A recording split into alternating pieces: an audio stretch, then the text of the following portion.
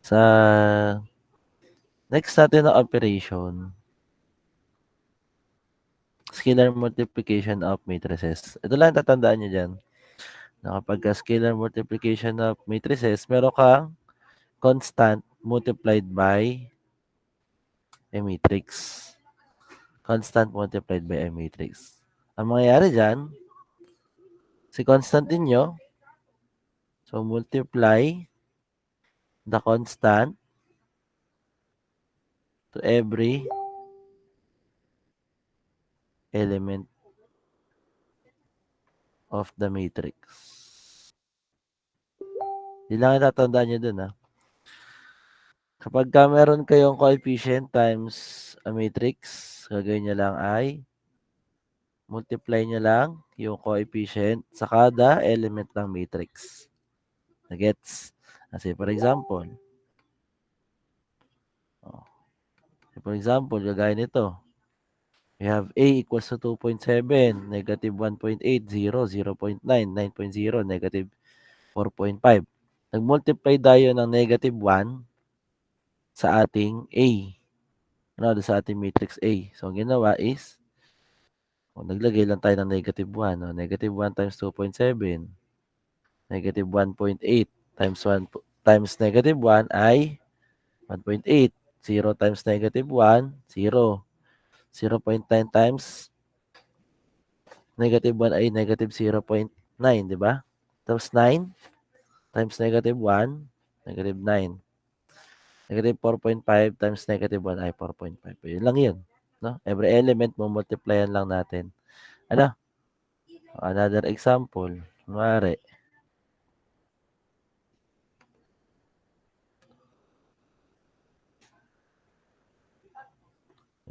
Kunwari, meron tayong A natin.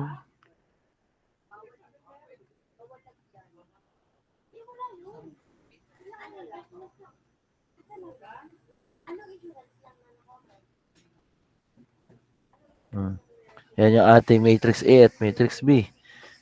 Kunyari, gustong ipakuha sa inyo ay 3A. Diba? So, mangyayari, magkakaroon kayo ng 3 times 1, 3 times 2, 3 times 3, 3 times 4, 3 times 5, 3 times 6. Simplify natin. So, 3A is equivalent sa 3, 6, 9, 10, 15, 18. Naintindihan po? Okay na tayo dyan sa scalar. Okay?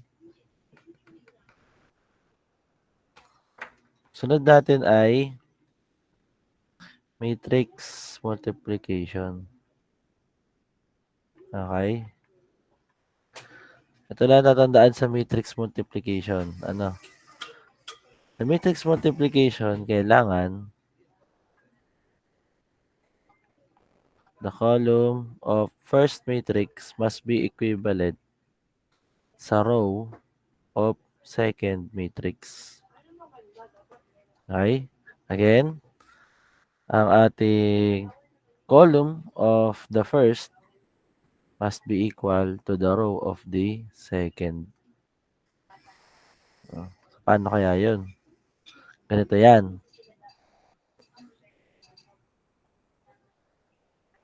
Say for example, matrix A natin may size na 4 by 2. Okay? And matrix B may size na 2 by 1. Okay? So, paano natin masasabi na pwede ang matrix multiplication? You have two matrices na magkaiba ng size, but sabi nga natin, column of the first must be equal to row of the second. Say for example, gusto daw natin kuhanan si A at si B. A times B. Okay? So, meaning yun, yung size na 4 by 2 at 2 by 1 para sa B, check natin kung pwede ang matrix multiplication. Again, column of the first must be equal to the row of the second. Since parehas tayo ng row at column, pwede po ang matrix AB. No? Pwede ang matrix AB. Paano naman ang magiging resulting size ng matrix AB? Ito naman po, yung dalawang nasa dulo. Okay?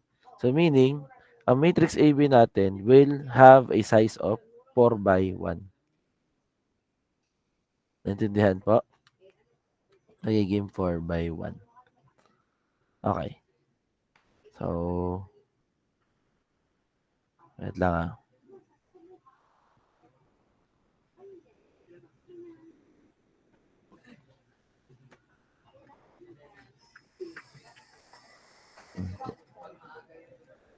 Kunwari, ang ating A ay 4 by 3. Ang B natin ay 3 by 2. Pwede po ba ang BA?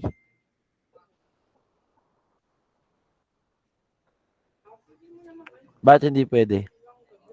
Hindi pwede ang BA kasi hindi naman pantay ang column ng B sa row ng A.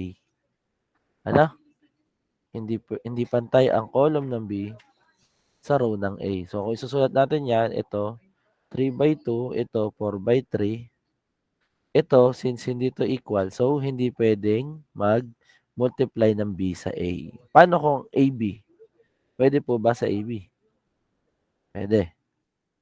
Kung pwede, edi tanong, papaano kaya kumukuha naman ng elements ng ating resulting matrix? Okay, so kagaya nito. Tingnan natin to. Sabi dito, you have here a matrix A na ang size ay 4 by 3.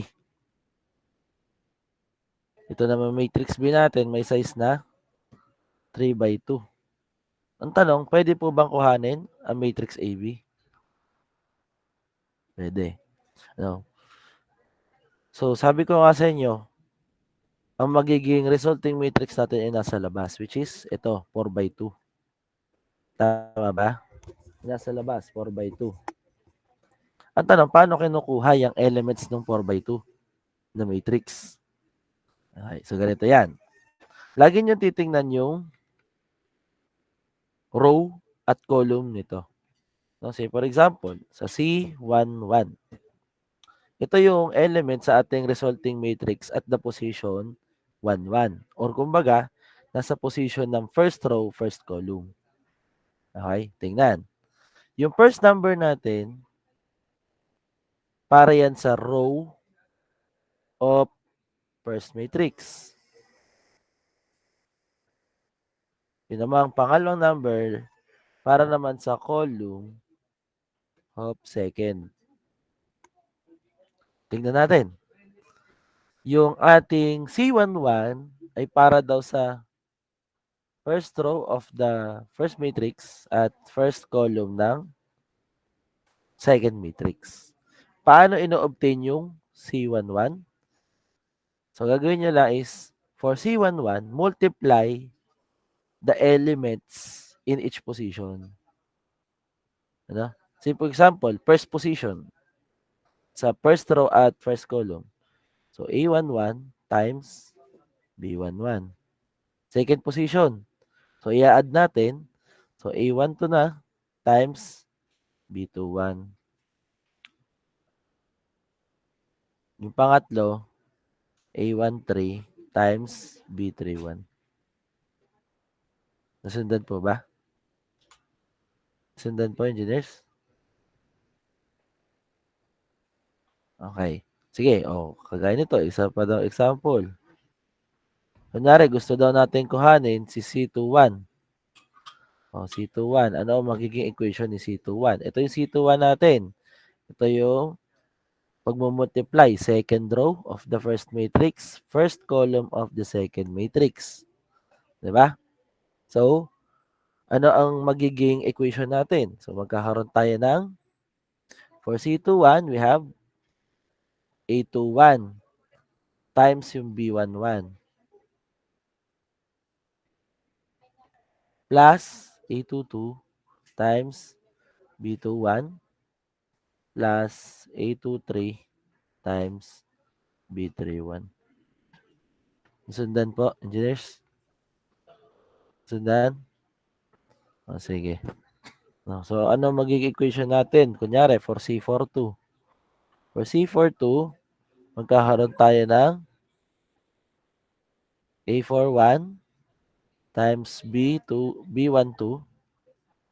plus A42 times B22 plus A43 times B32.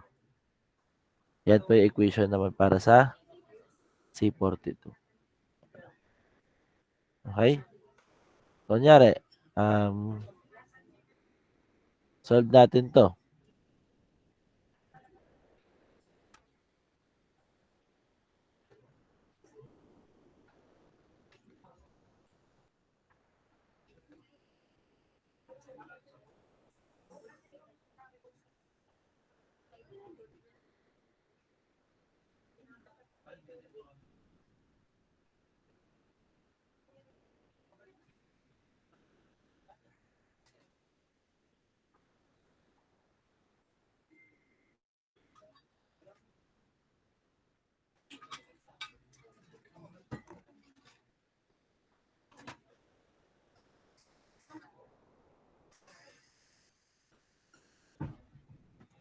Ayan. Yan, gusto natin kuhanin na resulting matrix nito ang ating dalawang matrix na to. Pwede po bang kuhanin ang AB? Pwede bang kuhanin si AB?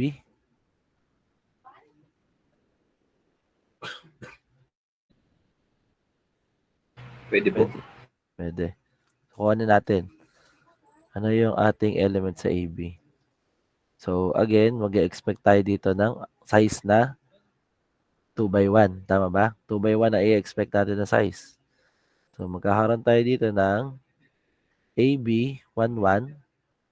Meron tayo dito AB 21.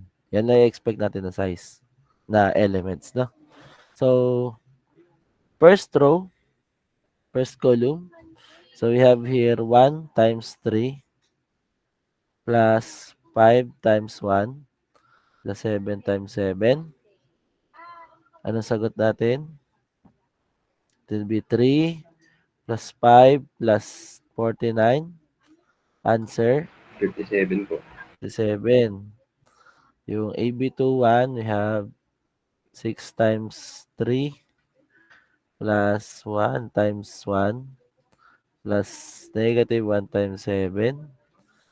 18 plus 1 minus 7. Result natin ay 12. Tama ba?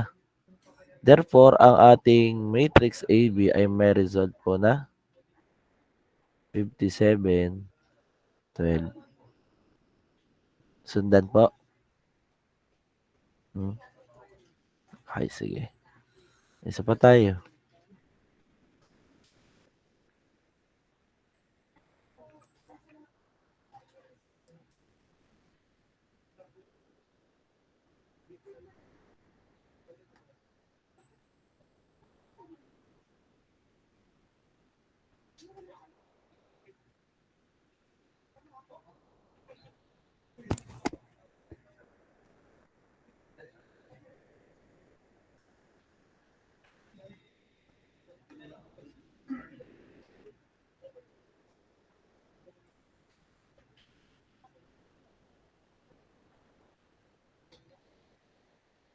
Ito. Pwede po bang makuha ang CD? Pwede po. Pwede. Sige. So, try to solve for CD. Tapos, check natin kung tama yun yung solution.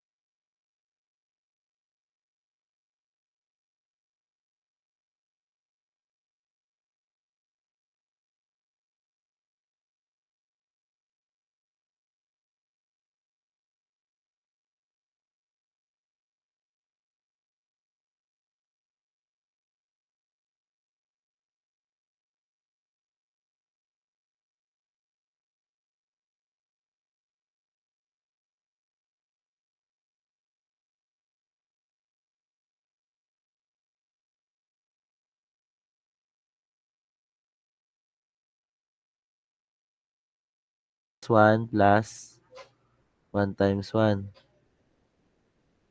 3 plus 1 is 4. CD1, 3. Ay, CD2, 2, 1. CD2, 1. Anong 2, 1? 2, 1. 7 times 2, 8 times 5.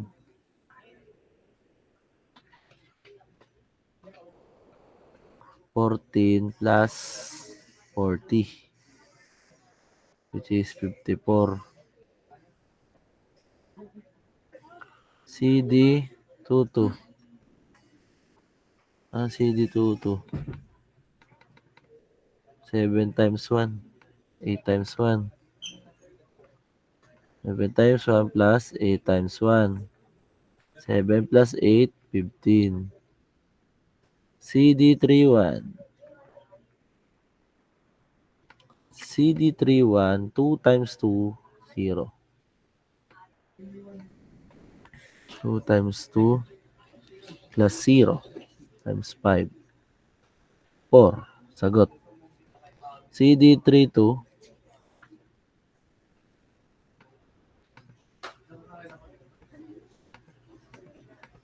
Parang naghalo-halo yung sagot nyo. CD 32. 2 times 1.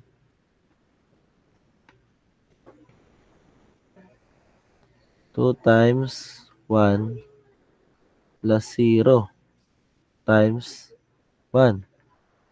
2. Ang magiging sagot natin ay for CD. Sulat lang natin nakaganito. 11, 4. 11, 4, 54, 15, 4, 2. Yan din po ba nakuha ninyo ng iba? Ha? Yan nakuha ng iba? Makikireact na nakuha ng iba yung ganyan. Sure kayo ha? Okay, sige. Sabi niyo yan. Ay na tayo. Next natin. After ng multiplication, transpose.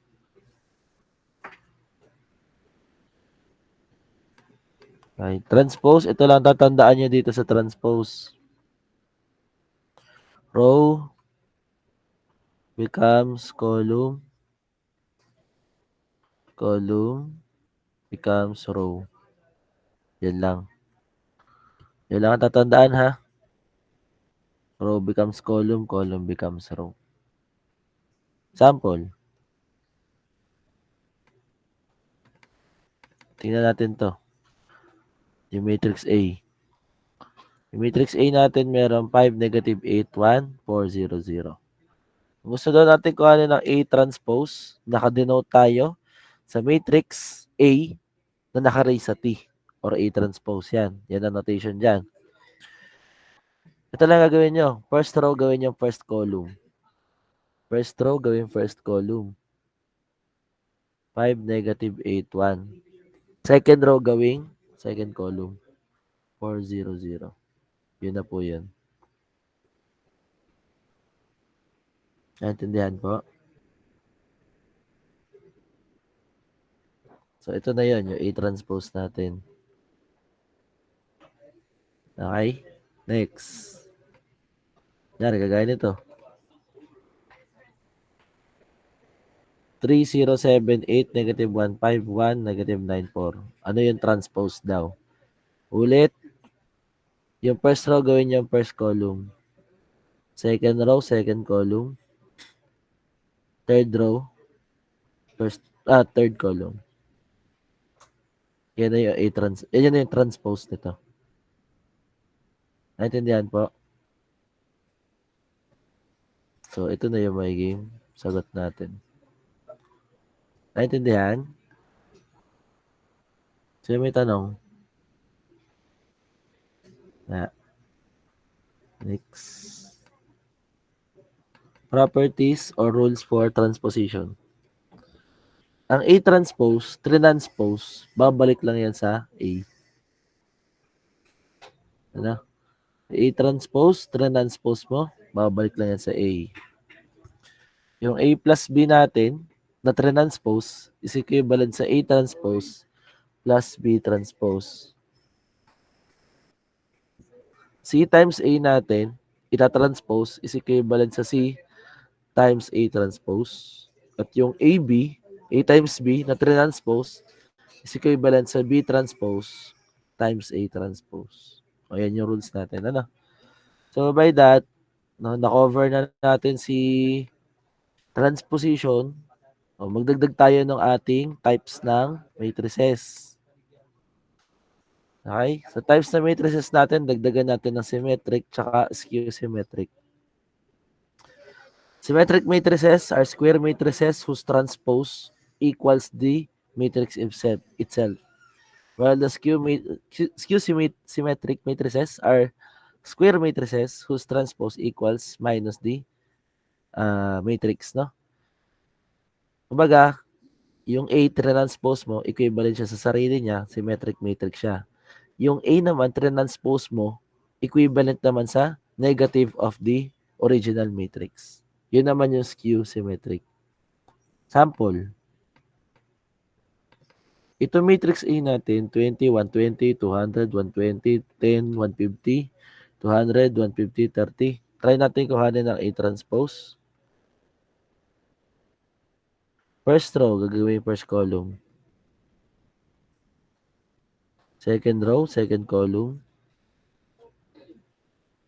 Third row, third column. Tanong, parehas po ba sila ng element sa matrix A? Parehas? If yes, therefore, yung ating matrix ay symmetric or siya ay isang symmetric matrix. Okay? Next. Ano naman itong B? 0, 1, negative 3, negative 1, 0, negative 2, 3, 2, 0. Kunin na natin ang B transpose. First row, magiging first column. Second row, second column. Third row, third column. Tanong, parehas po ba ang B transpose at B? Hindi. So, try ninyo na kuhanin naman yung negative ng B. So, negative 1 times every element dito sa ating B, di ba? So, ito magiging 0. Ito 1 times negative 1 is negative 1. Ito magiging positive 3. 1, 0, 2, negative 3, negative 2, 0. Tanong, is B transpose equal na sa negative of B? Equal na? If yes, therefore, it is a skew-symmetric matrix. Nasundan po ba yan? Nasundan? Okay, so since I-introduce sa inyo si addition or subtraction ng matrix, scalar multiplication, matrix multiplication, at transposition, makikisolve naman daw po nito problems dito. You have here 4 matrices, and we also have here 3 questions to answer. Ano? So ZE 3D minus 2 Y transpose at EZ transpose. So makikisolve tapos balik tayo ng 150.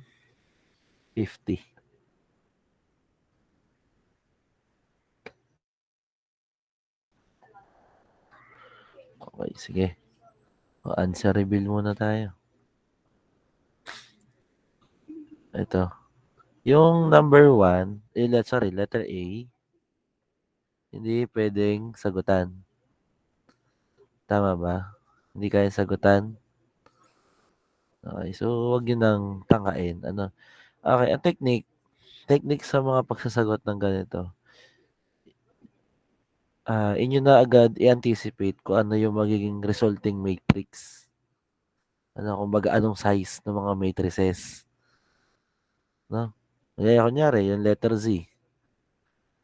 Yung matrix Z natin. 3x3 yung matrix Z, di ba? Tapos yung E, 2x3. Matic na yun, hindi na agad pwede kasi hindi kaya mag-multiplication. Ano? O yung letter B, pwede yan. Una, kinuha muna sa B yung 3 times D. Ano? Or 3 times lahat ng elements sa D. Hindi ito nakuha. Tapos yung Y, transpose. Okay? So yan yung naging equation. Ito yung naging elements natin sa Y transpose. Tapos after nyan, minultiply lahat ng elements ng Y transpose sa 2. Okay? So naging 36, 6, negative 16, 2, 0, 24, 2.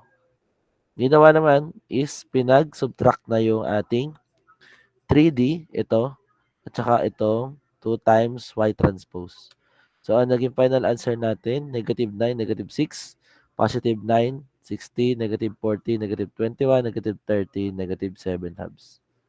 Tama po ba nakuha ninyo? Okay na. Next tayo. Okay. Next. Ito naman. Yung ating easy transpose. Yung easy transpose natin, yung E, 2x3, di ba? Yung ating Z, 3x3. Pag transpose mo, 3x3 pa din. Trinay natin na tingnan yung size. Yung 3, tsaka yung 3, parehas sila. So, pwedeng i-operate. Di ba? After nyan, trinay natin kunin yung Z transpose. Naging 1, 55, 1 half, so on and so forth. Tapos, ginawa ay minultiply na yung row by column, no? So, meron tayong ini-expect dito na may na-expect tayo dito na 2x3 na resulting size, tama? So, ito yung ating mga elements. Easy transpose 1, 1 hanggang easy transpose 2, 3. Ating final answer, 162, 13, 43 over 2, 118, 135 at 33 over 2. Nakuha din po ba yan? Nakuha?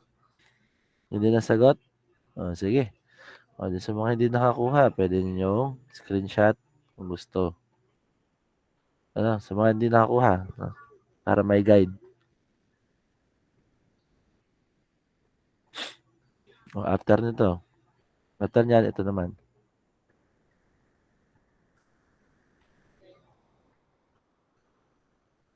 Ayan.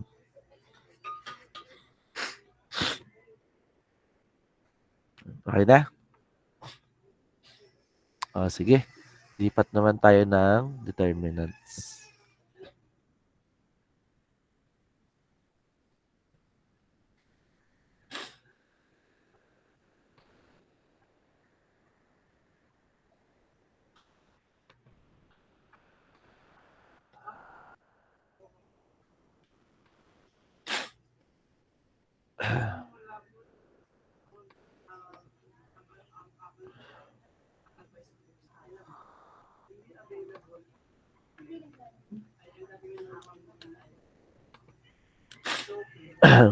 Next topic, determinants. So last time kasi, na-introduce na sa inyo to, no? Last sem. Na-introduce na sa Wronskian, na-introduce na sa statics, yung pagkuha natin ng determinant. So dito, medyo i-discuss lang natin siya furtherly. Kasi kailangan natin kumuha ng mga determinants sa mga susunod natin mga topic. Okay, so determinant, okay, tatandaan, ang determinant ay na-obtain lamang gamit ang square matrix. Pag hindi square matrix, wag na kayong magtangkang kumuha ng determinants. Okay.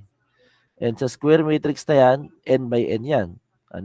So this determinant is a scalar value that is a real or complex number that is represented by this matrix. Kumbaga parang scalar value ng matrix C. Okay? Yung elements naman natin sa matrix C, yung I at J. Parang M at N lang yan. Yung I, yun yung row. Yung J yun yung ating column. Yung ating notation naman for determinants is det C or absolute C. Okay? So, para makapag-solve tayo ng determinants, instead na square brackets yung inyong gagamitin sa mga numbers, absolute value bars. Kunyari ang A natin, ang matrix natin ay 1, 2, 3, 4, 5, 6, 7, 8, 9. Gusto natin kuhanin ng determinant, det A, kailangan palitan nyo yung square brackets ng absolute value bars. Naintindihan po ba? Okay. So, paano nga ba tayo kumukuha ng determinant? So, meron po tayo dito mga methods sa pagkuha ng determinant. Meron tayong basket method, cofactor expansion, pivotal. Yung sikat na sikat dyan, yung paborito ng lahat, basket method. Diba? Basket weave method. Naturuan ba kayo nito last sem? Naturuan kayo last sem. So, recall na lang tayo. Yung basket method natin, formula lang dyan. Summation ng pababa minus summation ng pataas. No? Summation ng diagonal na pababa at summation ng diagonal pataas. Subtract lang. Ano yung diagonal? No, yung diagonal, basta element sa diagonal, i-multiply lang natin. Okay? Say for example, meron tayo matrix A. 1, 3, negative 2, 1. What is the determinant of A?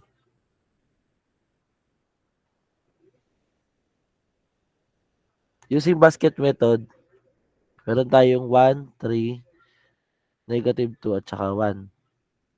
Diba? Maganda, magdala kayo ng dalawang highlighter sa quiz. Pang-highlight.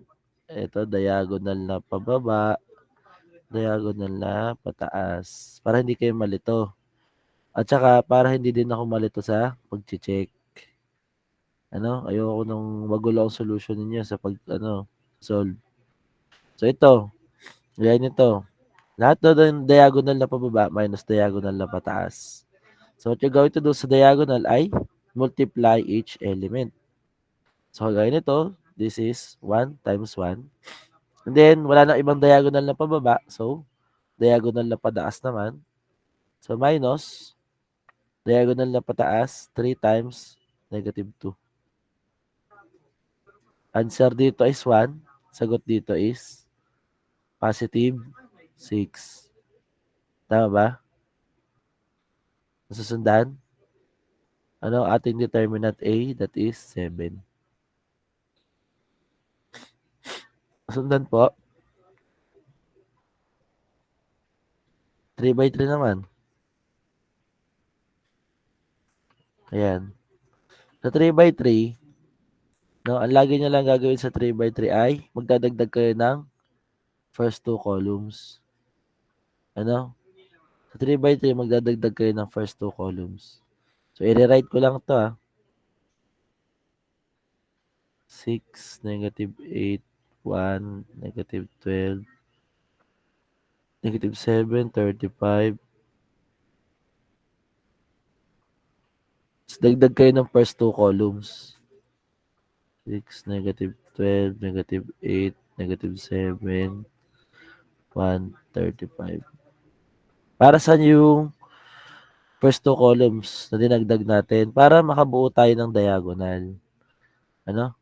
So, kagaya nito, gusto natin na gumawa ng mga diagonal. So, yan, diagonal na pababa. Tapos, ito naman yung mga diagonal na pataas.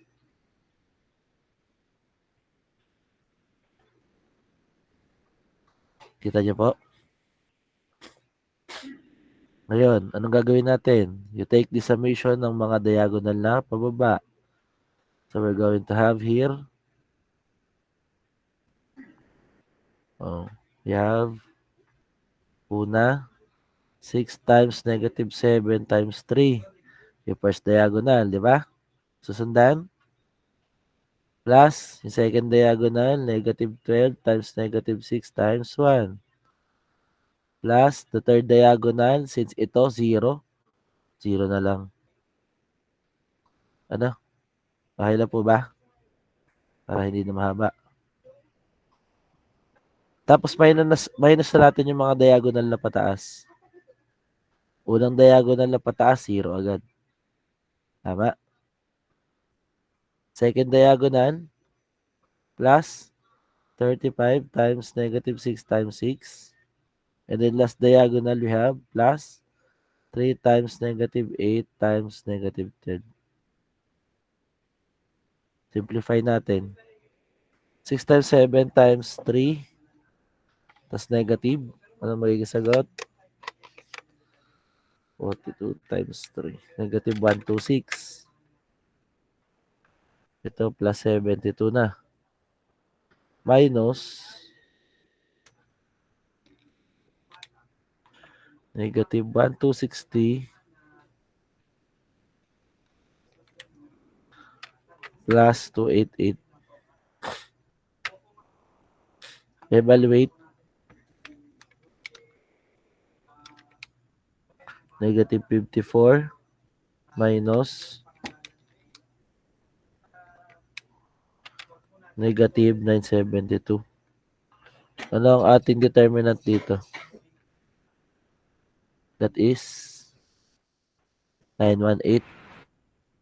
Tama ba? 918. Yan yung ating determinant. Nasundan po ba kung paano ang basket method? Praktisado na, no? Sa ulo na yan. Kayang-kaya na yan. Diba? Next. Next natin ay medyo nakakalito kaya sundan ninyo. Sige. Bigyan kayo ng chance. Pasolve nga nito using basket method. Balik tayo ng 210. Kuha na po ba? Sagot? Yes po, sir. Anong ating determinant? 9671 po. 9671. Ano? Okay. So we continue our next method, which is cofactor expansion. Mga 230 pala tayo. Okay. So sa cofactor expansion, kailangan nyo muna malaman si minor and si cofactor of an element. Take note that minor of an element is equal to the determinant of the remaining elements of the matrix, excluding the row and column containing the particular element. Say for example, no, meron tayo dito A. 1, 2, 3, 4, 5, 6, 7, 8, 9. Okay. Say for example, we want to get the minor of element 1, 1. No? Minor of element 1, 1. Nasaan yung 1, 1? Di ba ito yun? Okay. So what you're going to do to get the minor of an element is get the determinant of the remaining elements, excluding the row and the column containing the particular element. So if we try to exclude this as well as this one, ano, ang matitira for minor natin is a determinant of 5, 6, 8, 9. Nasundan po ba? How about minor? 2, 3. Minor 2, 3. Nasaan yung 2, 3? Second row, third column. Ito yon, tama? I-exclude niyo yung row, saka yung column containing that element. Tapos, isusulat niyo yung remaining elements as determinants. 1, 2, 7, 8. Nasundan po? Okay. How about itong ating cofactor of an element? Cofactor of an element ay related naman sa positioning. Ano? Yung cofactor of an element ay mayroong negative 1 raised to I plus j. Again, I is for the row and j is for the column. Ano? Multiplied by the minor of the element. So, yung cofactor of an element, i-denote na lang natin siya as C sub A11. Kunwari, no, C sub A11. Meaning yan, cofactor of element 11. Paano kukuhanin yan? We have here matic negative 1 raised to I plus j. Ano yung position ng ating element? 1, 1. So that is 1 plus 1 times the minor, which is M11. Naintindihan po ba?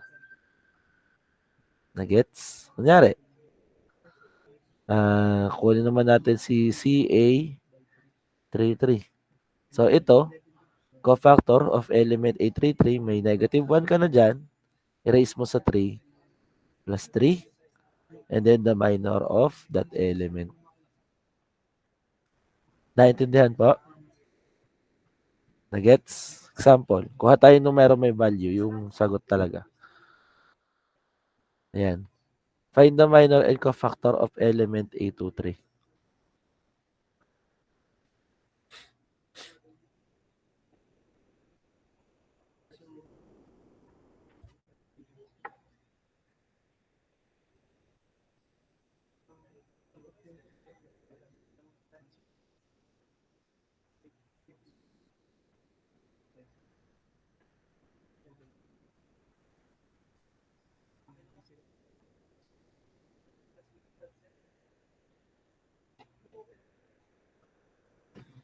Okay? Paano kunin ang minor 2-3? So, for minor 2-3, exclude natin yung element na 2-3. So, ito yon, di ba? Exclude natin to. Ang matitira ay 6, negative 12, 1 at 35. Kunin ang determinant. 6 times 35 minus 1 times negative 12. Sagot dito ay 210. Dito ay positive 12. Therefore, ang ating minor 2-3 is equivalent sa 222. Nasundan po. How about the cofactor ng 823? So that is just negative 1 raised to position 2 plus 3 times the minor 2-3. Ito, negative 1 raised to 2 plus 3 ay negative 1 raised to 5, tama? Simplify, negative 1. Ang M23 natin is 222. Therefore, CA23 is equivalent sa negative 222. Naunawaan po, engineers?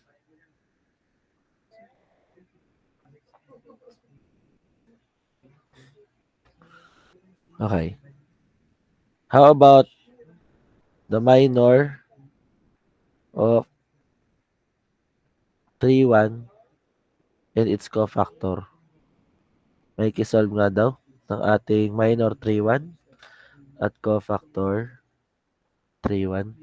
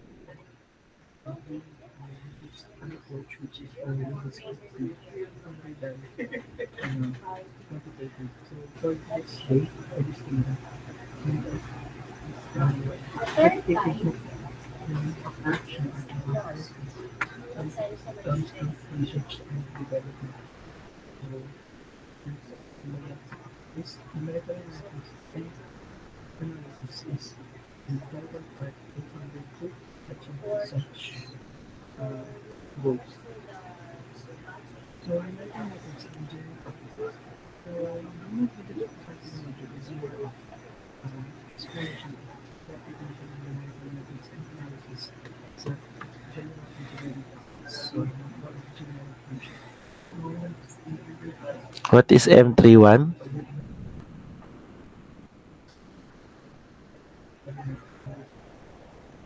72 po. 72 po, sir. How about CA31? 72 din po, sir. Ayun. Okay? Naintindihan po ang ating minor and cofactor. Naintindihan? Sino pong may tanong? Okay. How about the cofactor expansion? Ito lang tatandaan niyo sa cofactor expansion, engineers.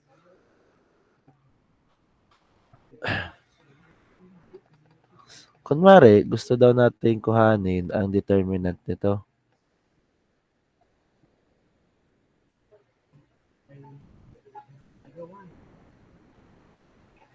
Using cofactor expansion. Ano? Kunyari, hindi nyo gagamitin ang 3x3. Ano? Mamimili lang kayo dito ng most numbered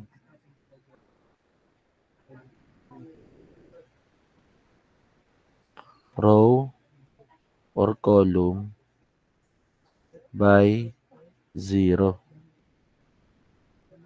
Mamimili lang kayo, no? Sino yung most numbered row or column by 0. Say for example, ito yung ating most numbered 0. Ano? So, madaming 0 kasi isang 0 lang. Or kaya ito piliin ninyo. Sa pamimili niyan, yun lang ang laging titingnan, no? Ano pang gagawin kung walang 0? Yung mga 1. Focus kayo sa 1. Ano? So, ganito ang gagawin natin. Sa cofactor expansion, para makakuha ng determinant, you're going to multiply the elements of your selected row or column by their cofactors. Again, yung ating selected na row or column ay ang elements nila ay multiply natin ng cofactor din nila. Kagaya nito, yung 6, ano yung cofactor ng 6? Negative 1 raised to 1 plus 1, di ba? Times negative 7, negative 6, 35 at 3. Ano? How about this? Minus 12. Kasi negative 12. Minus 12 times negative 1 raised to the position 1 plus 2. Yung minor ay negative 8, negative 6, 1 at saka 3. Nasusundan po ba? And then plus 0. 0 times kung ano man, 0 na yan. No, kaya ang pinapahanap ko sa inyo, pinapagamit ko sa inyo ay yung row or column na may maraming 0. Okay? Kunyari, kapag ka naman 1, hindi ka na kailangan mag-multiply ng scalar quantity. Diba? Pero kung walang-wala talaga, tsaga-tsaga lang. Ano? Kagaya nito. We have here 6 times negative 1 raised to 1 plus 1. Anong sagot dito? Positive 6, tama. Ito, anong determinant nito? Negative 7 times 3 minus 35 times negative 6 minus 12 times negative 1 raised to 1 plus 2. So, magiging positive 12 na to. Tama ba? Kasi ito magiging negative 1 eh. Diba? Negative 1 times negative 12, positive 12. Ano ang determinants nito? Negative 8 times 3 minus 1 times negative 6. Simplify nyo na lang. Ano magiging sagot? 918.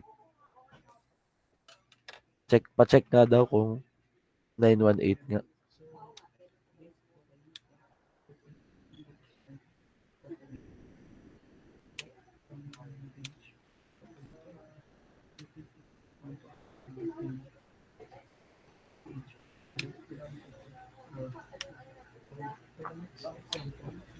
Tama ba? Ang determinant ay 918.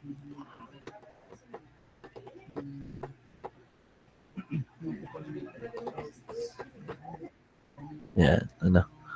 Okay na. So, engineers, ito ang usapan. Ano? Wala po kasing gumagamit ng basket method na 4x4 ang matrix. Walang gumagamit ng basket method sa 4x4 matrix. Kaya kailangan ninyong gumamit ng cofactor expansion para sa 4x4. Ano? Example natin. 4x4.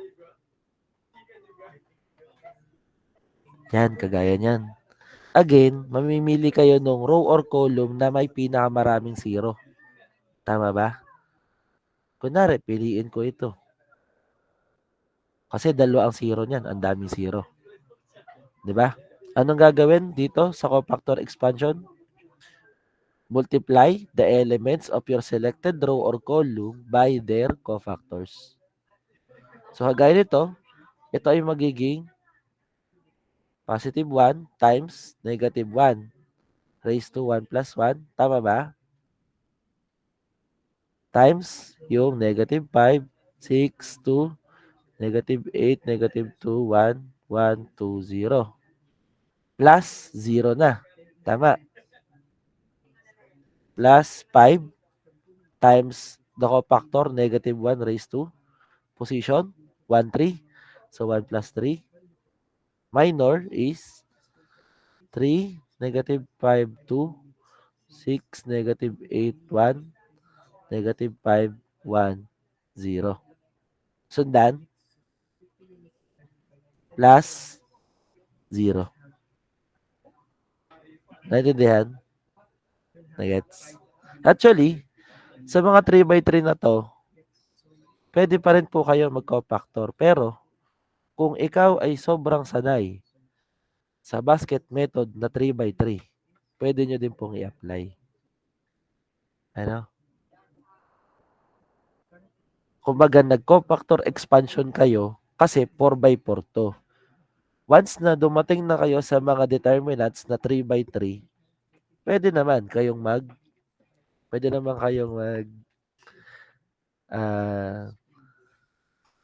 tawag dito. Pwede kayo mag-basket method kung gusto niyo. Pwede din naman kayo mag cofactor expansion dito. Ang problem lang is parang nanganganak. Ano? Parang nagbabranch out yung ating determinants. Kagaya nito, kung magko-cofactor expansion ka dito, medyo dadami lang yan. Ano? Kaya siguro, di pwede na kayo mag 3x3 na determinants. Ano? Or, sorry, basket method na ng 3x3. Okay? Sige nga daw, try to solve ito bago tayo matapos. Makikisagot ano ang ating determinant for this 4x answer.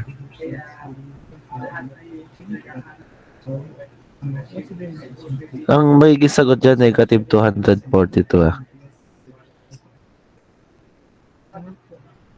May nakakuha ba? Nakakuha. Yan, negative 232 po. Yung ating determinant dyan. Okay? So, next meeting, yung i-discuss ko sa inyo doon ay kasama pa sa quiz. Ano? Yung i-discuss ko next meeting sa Thursday ay kasama pa po sa quiz natin sa Friday. Ay po ba yan? Ha? So, hanggang dito na muna yung ating discussion about cofactor expansion. So, next meeting, may isa pa tayong method na i-discuss. Okay? May tanong? Questions? Wala? Wala po, sir. Okay, sige. So, kung wala, so thank you sa inyo, engineers. Let's dismiss na po tayo. Thank you po, sir. Thank you po, Thank you sir. po, sir. Thank you po. Thank you po.